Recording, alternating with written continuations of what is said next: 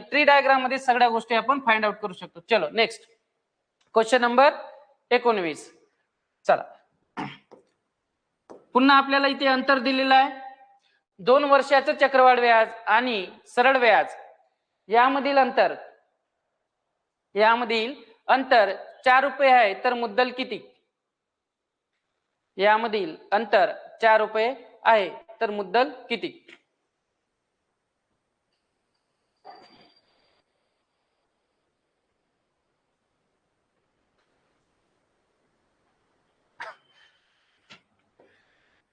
ज्या गोष्टी दिलेल्या आहेत त्या मांडून घ्या.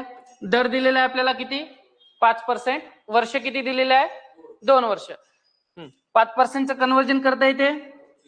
5%चं कन्व्हर्जन करू आपण किती? 1/20. अगदी सिंपल क्वेश्चन आहे बघा. किती वर्षाचा? मुद्दल किती होईल? 20. 20चा काय करणार आपण? वर्ग. बरोबर किती? 400. बरोबर आहे. किती वर्षासाठी मांडणी करायची आहे? 2 वर्षासाठी. मग पहिलं वर्ष आणि दुसरं वर्ष. चल किमती ठेवा इथे. 400 चे 1/20 म्हणजे किती?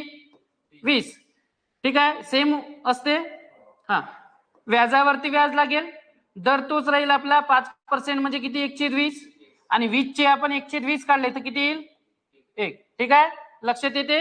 काय केलं आपण? 20 गुणिले 1/20. 20%. 20 चे आपण काय काढले? 5%. आणि 5% म्हणजे किती होते? 1/20. याचं उत्तर किती येते? 1. मग मला सांगा इथे अंतर किती आलं आपलं? 1. मग इथे काय होईल?